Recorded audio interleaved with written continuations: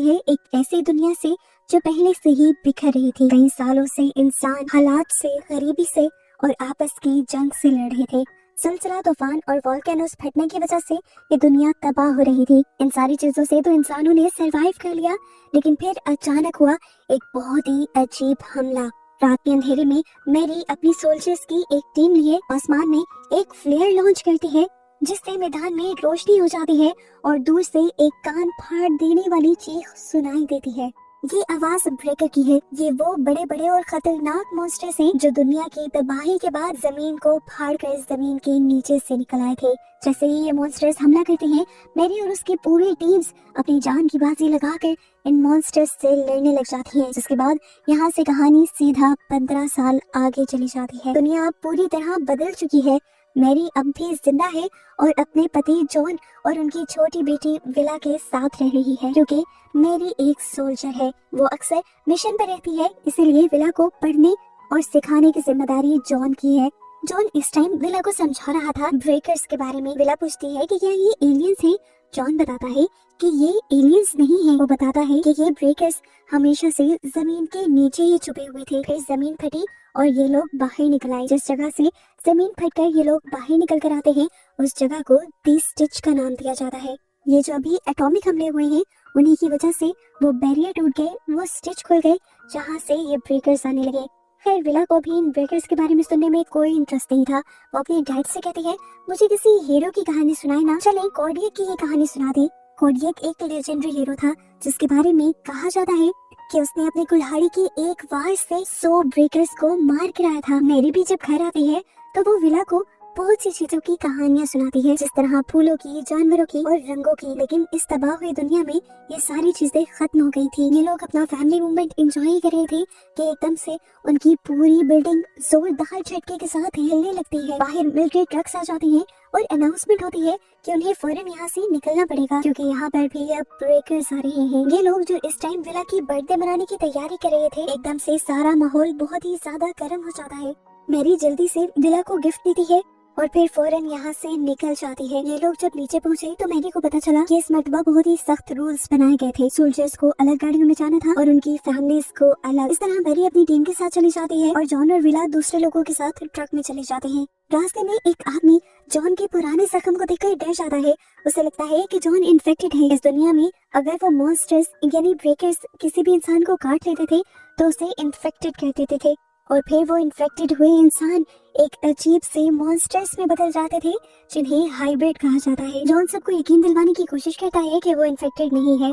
यहाँ तक कि वो तो लोगों से ये भी कह देता है कि अगर मेरे अंदर इन्फेक्टेड लोगों वाला कोई एक भी असर नजर आ गया तो मैं खुद ही अपनी जान ले लूंगा और बाकी सबकी जानों को सेफ रखूंगा। ट्रक अंधेरे रास्तों से गुजर रहा है और बाहर धमाकों की आवाजें आ रही हैं। डर को कम करने के लिए लोग कोडियक की कहानी डिस्कस करने लगते हैं। जॉन विला को समझाता है कि इस कहानी में लड़ाई मैटर नहीं गई थी, असल चीज वो उम्मीद है जो कोडियक के अंदर थी, और उसी उम्मीद के चलते उसने सभी लोगों को मार दिया था और हमें भी वही उम्मीद रखनी होगी। इन सारी बातों को करते हुए विला सो जाती है, लेकिन अचानक गोलियों और चीखों की आवाजें उसकी आंख खोलती है।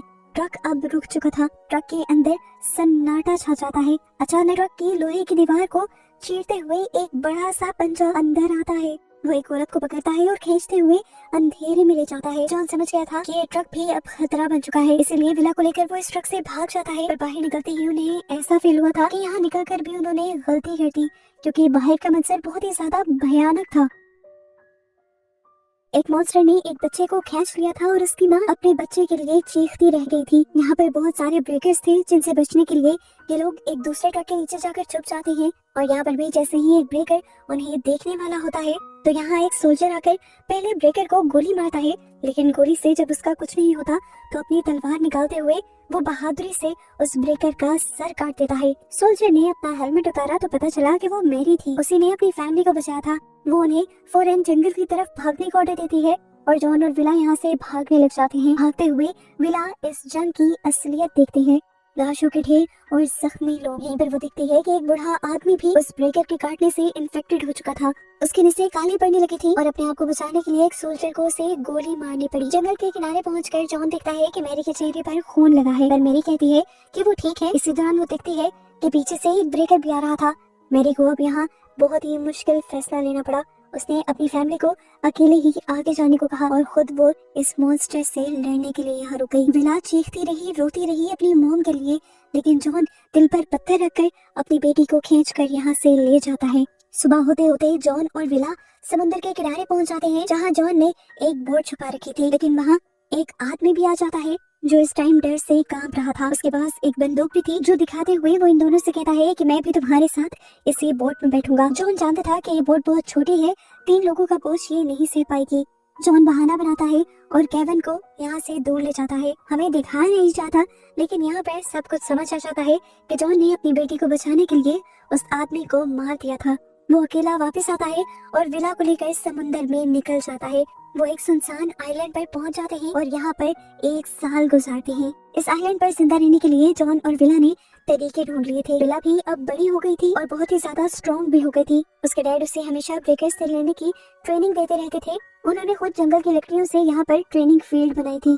इनकी फैमिली में काफी सुकून आ गया था, पर अभी जब जब ये लोग अपने बाइनोकुलर्स से मेन लैंड पर देखते थे तो विला बहुत ज्यादा दुखी हो जाती थी, क्योंकि उसे अपनी मॉम याद आती थी। मेन लैंड पर अभी भी ब्रेकर्स ने तबाही मचाई हुई थी। जॉन विला से सवाल करता है कि ब्रेकर्स को कैसे मारते हैं। विला जवाब देती है सर काटकर, और हाइब्रिड को वो जवाब में कहती है दिमाग कुचलकर। विला अपनी ट्रेनिंग में बहुत ज्यादा मेहनत कर रही थी। वो गिरती है, उसे चोट लगती है, लेकिन वो फिर भी हार नहीं मानती और एक दिन में कई बार प्रैक्टिस करती है अपने गोल को कंप्लीट करने के लिए। विला इस टाइम जितनी ट्रेनिंग कर रही थी उसे बहुत ज्यादा प्रोटीन की जरूरत थी, और प्रोटीन को लेने के लिए वो यहाँ पर एक कबूतर के 2 अंडे चुरा लेती है और एक अंडा वहीं पर छोड़ देती है ताकि उससे वो बच्चे ले सके। ऐसे ही दिन गुजर जाते हैं और एक दिन विला को इस आइलैंड पर रोजी नाम की एक छोटी सी लड़की मिलती है। रोजी बताती है कि उसकी फैमिली मर चुकी है और वो अकेले ही बचकर तैरते हुए इस आइलैंड तक पहुंची है। विला उसे एक गार में छुपा कर रखती है, यहाँ तक कि अपना खाना भी बचा कर उसके साथ शेयर करती है। रोजी यहाँ पर बहुत ज्यादा उदास थी, तो उसका मूड ठीक करने के लिए विला उसे यहाँ पर छोटी छोटी कहानियां सुनाकर हौसला दे रही थी। वो उसे कोडिया की भी कहानी सुनाती है, जिसने एक बार में 100 से ज्यादा ब्रेकर्स को एक साथ मार दिया था। खैर, अब विला अपने घर चली जाती है और अगले दिन ये लोग दोबारा ट्रेनिंग करते हैं। ट्रेनिंग करते हुए विला नोटिस करती है कि पीछे से उसे अब अपने डैड की आवाज नहीं आ रही थी। उसने पीछे जाकर देखा तो जॉन गिर चुका था। वो उसे सहारा देते हुए घर लेकर आई और उसे पता चला कि उसे ट्रेनिंग देने के लिए उसके डैड ने कई दिन से खाना नहीं खाया था। वो अपना खाना बचा कर विला को दे रहा था ताकि उसमें ट्रेनिंग करने की ताकत बची रहे। विला को ये देखकर बहुत ज्यादा बुरा लगता है और इस टाइम उसका मूड ठीक करने के लिए जॉन उसे अपनी तलवार दे देता है, ये कहते हुए कि तुमने मेरा हौसला अब जीत लिया है। अगले दिन विला जब दोबारा उसी गार के अंदर जाती है जहाँ पर उसने रोजी को रखा हुआ था, तो वहाँ ये देखकर वो बहुत ज्यादा परेशान हो जाती है कि हर चीज वहाँ पर बिखरी हुई थी। उसे अंधेरे में खड़ी हुई रोजी दिखती है, लेकिन अब वो बच्ची नहीं रही। उसके सर की चोट इन्फेक्टेड हो गई थी और अब वो एक हाइब्रिड मॉन्स्टर बन चुकी थी। रोजी विला के ऊपर हमला कर देती है। विला अपनी जान बचाने के लिए यहाँ से भागने की कोशिश भी करती है, लेकिन गिर जाती है। वो मॉन्स्टर उसके ऊपर आ जाता है और ठीक इसी वक्त जॉन वहाँ पहुँच जाता है और गोली मारते हुए उस हाइब्रिड को मारने की कोशिश करता है, पर गोली ने कोई असर नहीं दिखाया था। तब जॉन अपनी तलवार से उसे लड़ता है और आखिर में उसका सर कुचलते हुए उसे मार गिराता है। विला बहुत ज्यादा टूट जाती है, उसकी दोस्त मर चुकी थी। जॉन उससे कहता है अभी इस वक्त रोने धोने का वक्त नहीं है। इस मॉन्स्टर की चीख से बाकी ब्रेकर्स को इस जगह का पता चल गया होगा, उन्हें सिग्नल्स मिल गए होंगे, इसलिए अब उन्हें यहाँ से भागना होगा। वो आइलैंड के दूसरे किनारे की तरफ भागना शुरू कर देते हैं। भागते भागते रास्ते में एक बहुत बड़ी दरार आ जाती है। विला तो उसे जंप करते हुए पार कर लेती है, लेकिन जॉन पीछे ही रुक गया था, क्योंकि यहाँ पर रोजी का भाई भी आ गया था जो भी मॉन्स्टर बन चुका था। विला के डैड उससे लड़ भी नहीं पा रहे थे क्योंकि वो बहुत ज्यादा जख्मी थे। उन्होंने यहाँ पर एक इमोशनल फैसला लिया और विला से कहा कि तुम अकेले ही आगे बैठ जाओ, पर विला के लिए ये करना बहुत ज्यादा मुश्किल था, इसीलिए वो वापस आई और उसने जिंदगी में पहली मर्तबा एक मॉन्स्टर का मुकाबला किया और अपनी तलवार से उस मॉन्स्टर का सर काट कर अपने डैड को बचा लिया। वो जब यहाँ से जाने ही वाले थे तो उसने देखा कि बिना सर का ये मॉन्स्टर अभी भी उससे लड़ने के काबिल था। असल में विला ने उसका सर नहीं कुचला था। अपनी बेटी की हिम्मत को देखते हुए यहाँ पर जॉन भी हिम्मत दिखाता है और उठकर उस मॉन्स्टर का सर कुचल देता है, जिससे उसकी मौत हो जाती है। इस मॉन्स्टर को मारने के बाद भी खतरा टला नहीं था, क्योंकि सामने से एक और हाइब्रिड आ रहा था। जॉन तो जख्मी था, ज्यादा चल फिर नहीं पा रहा था। यहाँ विला ने ही दोबारा हिम्मत दिखाई, अपनी ट्रेनिंग का इस्तेमाल किया और भागते हुए उसने एक ही बार में इस मॉन्स्टर के सर के ऊपर कुछ इस तरह से वार किया कि तलवार से उसका दिमाग काट दिया और इस तरह एक ही बार में उसे हरा दिया, जिसके बाद वो जॉन इन्हें अपने डैड को सहारा देते हुए बीच पर ले आई।